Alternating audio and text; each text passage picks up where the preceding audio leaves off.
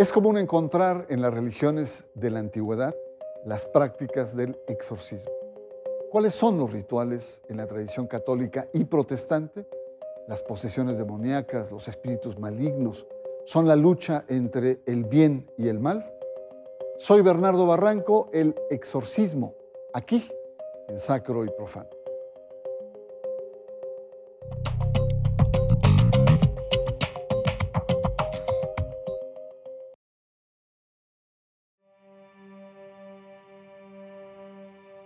El exorcismo es la intervención mediante el rito y trance en el que se pide a la divinidad ayude a expulsar al ente ofensivo que se ha posicionado de una persona o de un lugar.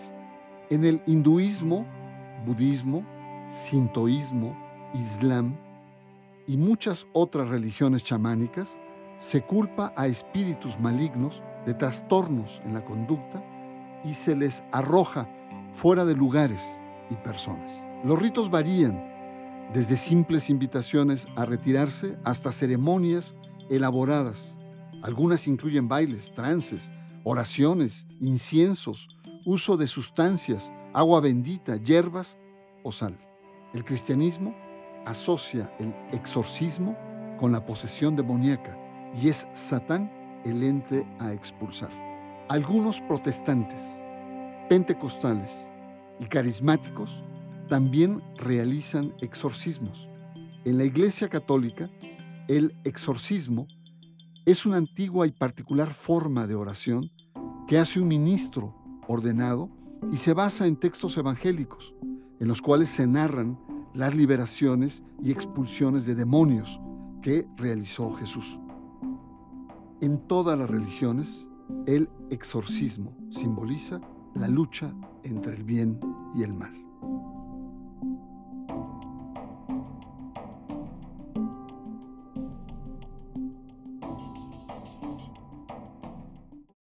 Bienvenidos a Sacro y Profano. El exorcismo genera muchas dudas, polémicas, y en realidad hay muy poca información. En cambio, abundan las leyendas negras. Pero para informarnos, para ayudarnos a entender lo que significa esta práctica exorcista, les presento al sacerdote Julián López A. Él es sacerdote de la Arquidiócesis de México y también doy la bienvenida al padre Andrés López de la misma Arquidiócesis. Muchas gracias y bienvenidos a Sacro y Profano.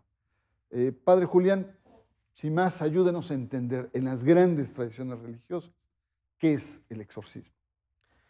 Es verdad que en las grandes tradiciones religiosas, desde el punto de vista de la fenomenología religiosa o de las llamadas ciencias de las religiones, existe este dato, la tendencia a realizar determinados rituales en referencia al mundo que no se conoce bien, pero en el que se identifican elementos negativos, perversos, de maldad de algún tipo. Hay que decir, sin embargo, que el rito del exorcismo católico, aunque tiene elementos paralelos con las religiones, con las grandes religiones que realizan este tipo de acciones, no identifica su rito de exorcismo con ellas. El rito de exorcismo católico es un momento de oración solemne que pretende pedir efectivamente de Dios la fuerza de su gracia en la lucha contra el demonio, directamente sobre personas que tendrían alguna influencia o algún tipo de relación directa con Satanás o con algún demonio, algún ángel caído, algún enemigo de Dios. En este sentido es una oración que precisamente pide la liberación de esta persona de aquel espíritu que la estuviera poseyendo o la estuviera molestando. Es decir, es un rito que se sustenta en oración. Es una oración, un complejo de oración, es un rito de oración en el que se está invocando el auxilio de la gracia de Jesucristo. Es verdad que estos paralelismos entre las religiones y el cristianismo nos muestran un dato que de hecho está allí. la conciencia de la existencia de un universo sobrenatural, Sí. el misterio del mal, lo que San Pablo llamaba el misterio de la iniquidad, las cosas que de alguna manera nos trascienden, que están en el universo espiritual y que afectan la vida del hombre en el orden de su conducta y de su libertad, de su buena realización personal. Es en este mundo en el que se insertan los ritos de exorcismo, pero en el rito católico es directamente la súplica a nuestro Señor Jesucristo, el que con su muerte y resurrección ha vencido a los poderes de este mundo, a Satanás, al pecado y a la muerte, para que auxilie a una persona en su propio camino histórico para salir adelante de estas eventuales posesiones. Eh, Padre Andrés, ¿en qué se sustenta este rito, esta oración, en el caso del cristianismo? Para la Iglesia Católica, el exorcismo, como ha dicho el Padre Julián, es una oración, pero es una oración pública, es decir, litúrgica, que se hace en el nombre de nuestro Señor Jesucristo y con su potestad, para pedir a Dios que se libere a una persona, a un objeto o incluso un lugar de las acechanzas del demonio y que el dominio que el mal pudiera tener sobre esa persona quede sustraído. Entonces, ¿cuál es su primer fundamento? Su fundamento es la potestad que Cristo tiene respecto a los ángeles que han caído en pecado y que son parte de la creación, han sido creados buenos por Dios, pero por su propia libertad han caído en desgracia y se manifiestan y actúan en el mundo de diversas maneras. Su actividad ordinaria está en la tentación, así le llamamos al demonio, el tentador, el que busca dividir, el que busca sembrar la mentira, la violencia, la muerte, pero tiene también un tipo de actividad extraordinaria. Nuestro Señor Jesucristo, durante su ministerio entre nosotros, se presentó delante de aquellos que estaban de algún modo heridos por este daño del demonio con potestad. Y por eso esta potestad que Él tiene sobre el mal y que ha consumado en su pasión, muerte y resurrección es el fundamento que ha delegado a su iglesia cuando ha soplado sobre los apóstoles el Espíritu Santo.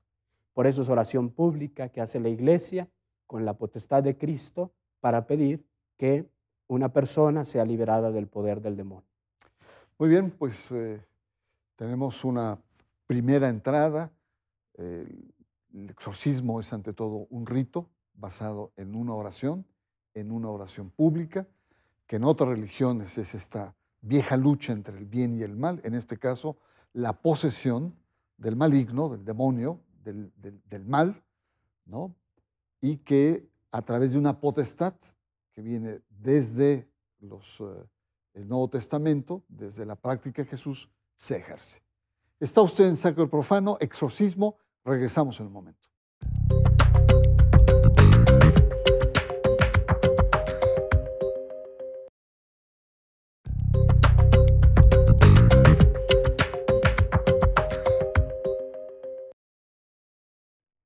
Exorcismo es el tema de Sacro y Profano.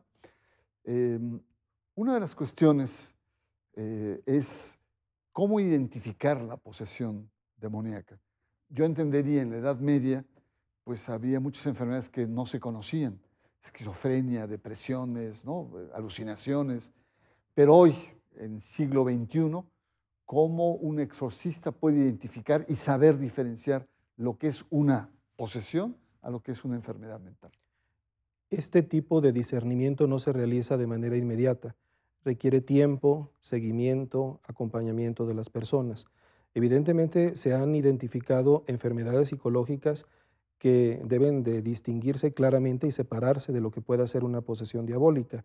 Hay casos de histerias, hay casos de esquizofrenias, hay disociaciones de personalidad que son básicamente enfermedades psicológicas y psiquiátricas, pero en algún momento pueden estar también combinadas con una presencia real de alguna entidad demoníaca en la persona, al nivel incluso de posesión, y entonces es posible que estén combinados.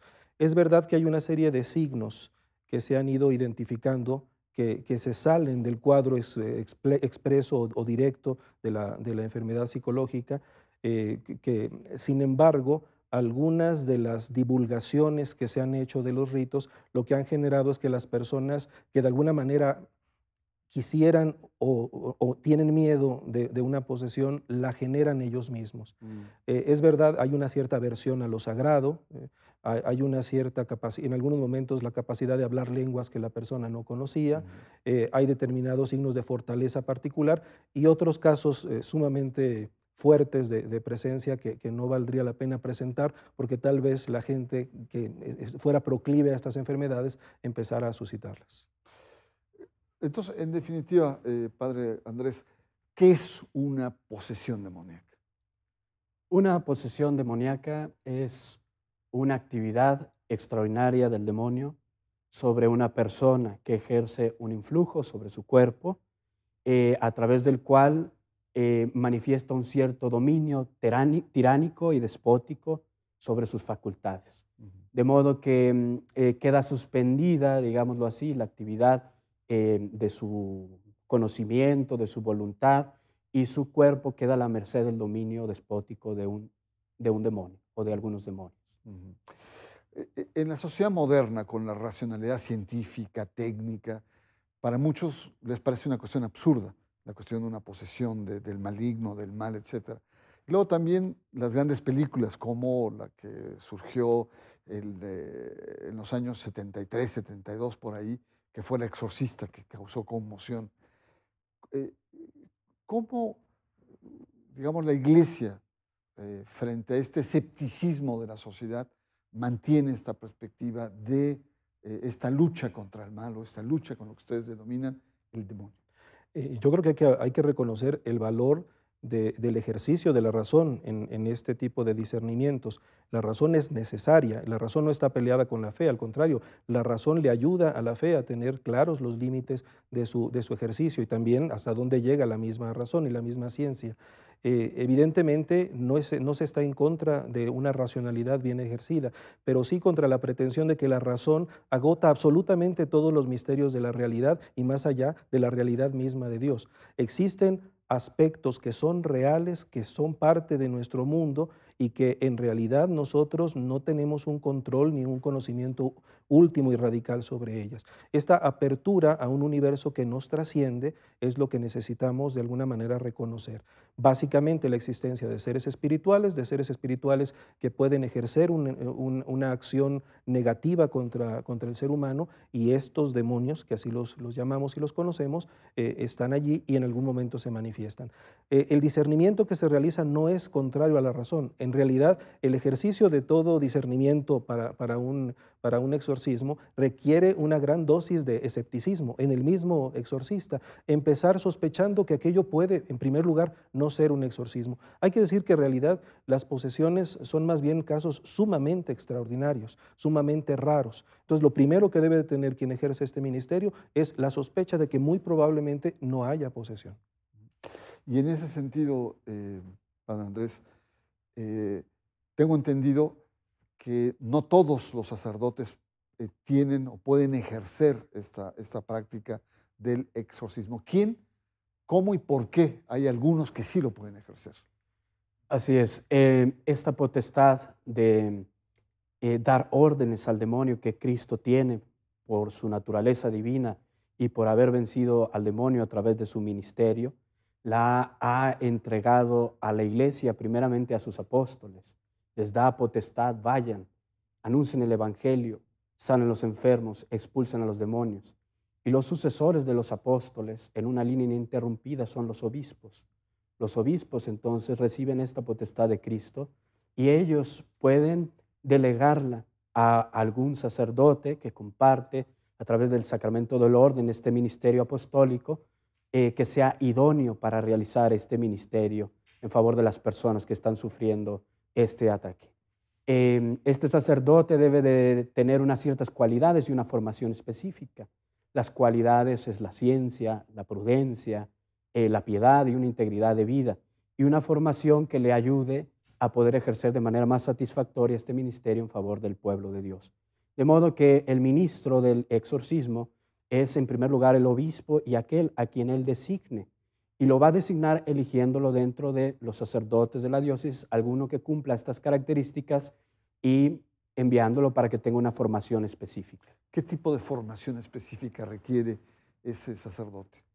Un sacerdote que sea elegido para el ministerio de exorcista requiere una formación profunda sobre la teología de la creación, la teología de los ángeles, la teología del pecado, la sacramentaria, porque el rito del exorcismo es un sacramento.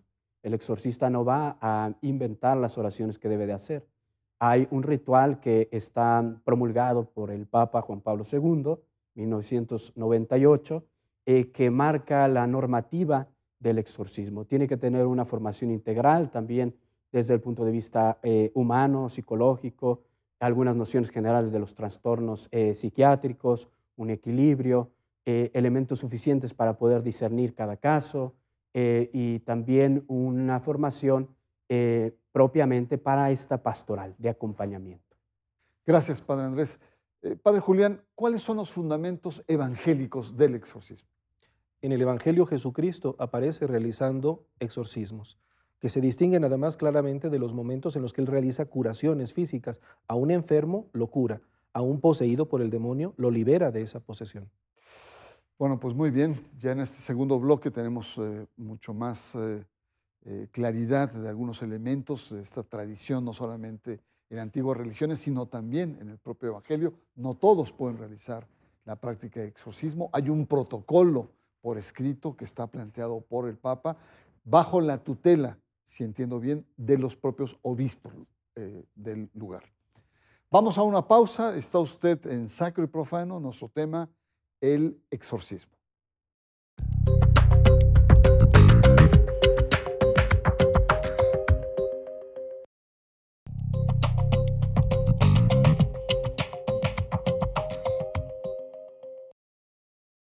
Sacro y Profano, nuestro último bloque, el exorcismo.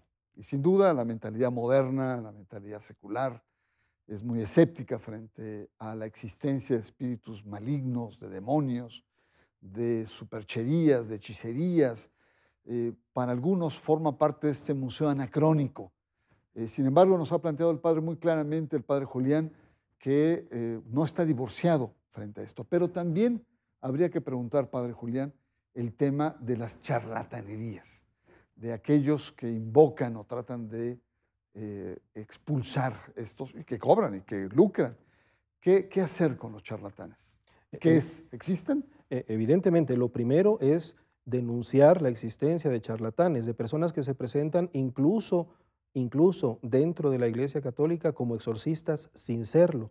Es necesario que quede claro que no cualquier persona puede realizar este rito y hay que tener cuidado con cualquier persona que le diga que la va a sanar de alguna posesión con algún tipo de práctica extraña. El exorcismo es un rito litúrgico normal, sereno, de oración, de fuerte presencia del Espíritu Santo, realizado en un ambiente público, como se ha mencionado, y por lo tanto tener mucho cuidado con los charlatanes en este campo. Genera una cierta fascinación morbosa la idea de los espíritus malignos y hay que tener mucho cuidado porque además se puede generar una dependencia psicológica enfermiza que no tiene nada que ver con una posesión.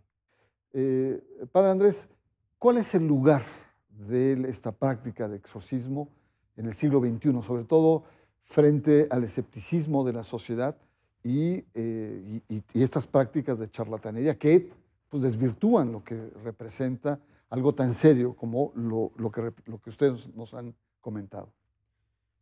Pienso que puede haber una cierta incredulidad en la sociedad en la que vivimos. Sin embargo, cuando una persona se enfrenta con la presencia de un mal que no encuentra una respuesta fácil en el orden de la razón, se abre a la realidad sobrenatural. Y esto es importante porque el mismo ministerio de Jesús, que aparece con palabras y obras intrínsecamente unidas, manifiesta la presencia del poder divino en medio del mundo, con la fuerza que Él tiene para sanar al enfermo, para liberar al endemoniado, para levantar a alguien de la muerte. Y estos son los signos del reino. En nuestra sociedad actual, la Iglesia recibe esta potestad y se vuelve este ministerio también lleno de este carácter profético de anunciar que el hombre necesita la redención de Cristo. Muy bien, muchas gracias. Estamos en la última parte y es una tradición aquí en Sacro y Profano pedir un apunte final, una conclusión, una reflexión, digamos que redondee lo que hemos venido conversando en torno al exorcismo. Padre Julián. Mira, Bernardo, el Evangelio es buena noticia de salvación. Y para entender el exorcismo hay que entenderlo en esta clave. Dios está de nuestro lado en la lucha contra el mal. Los exorcismos son una realidad muy precisa, pero no lo más común. Y es fundamental que un cristiano entienda que lo fundamental en su vida es la lucha contra la tentación cotidiana y un compromiso concreto con la caridad. Y esto nos lo entrega nuestro Señor Jesucristo. Padre Andrés. Por otro lado, las personas que se dedican a este ministerio hay que pensar que lo hacen como un servicio de caridad y de misericordia hacia una serie de personas que puedan estar realmente afligidos. Y esto nos lleva a pensar que como iglesia nuestra prioridad también ante el mundo es la caridad y la misericordia para los que sufren. Y en nuestra patria tanto sufrimiento que hay, la violencia contra la vida, la corrupción, la impunidad, que también son manifestaciones del mal a la cual tenemos que nosotros ir para sanar. Padre Andrés, hemos hablado mucho de la oración, pero no sabemos en qué consiste la oración. Bueno, en primer lugar hay que decir que toda la iglesia ora para que una persona y todos seamos librados del mal. Y acompaña a la iglesia entera, a la comunidad, con su oración al ministro del exorcismo, que es el sacerdote exorcista. El sacerdote va a realizar un acto ritual que consiste en una serie de signos sacramentales que significan lo que se está pidiendo. Estos signos son los propios del bautismo, que manifiestan la victoria de Cristo sobre el pecado, el agua bendita, la cruz. La fuerza de su palabra, se proclama el evangelio por el cual Cristo nos ha liberado. Y finalmente se hace la imposición de manos y dos tipos de oraciones que es importante distinguirlas.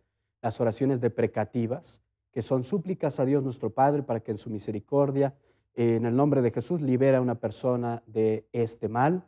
Y por otro lado, las oraciones imperativas, que realiza el sacerdote directamente sobre el demonio, ordenándolo con la potestad de Cristo que deje de causar daño a esta persona, a la iglesia, a los hijos de Dios. Muy bien, pues yo les agradezco mucho. Es muy importante digamos, ir más allá de los prejuicios que existen en torno al exorcismo. Y me queda claro primero que es una práctica ancestral, llámese chamanismo, pero en el fondo hay una lucha entre el bien y el mal que las grandes tradiciones religiosas afrontan. En el caso de la Iglesia Católica me queda muy claro también que no cualquiera lo puede practicar, que es un protocolo, que es una oración, que está perfectamente determinada. El eje de responsabilidad es el obispo que delega a algunos ministros este servicio, esta práctica. Última anotación, no es tan común estas posesiones demoníacas.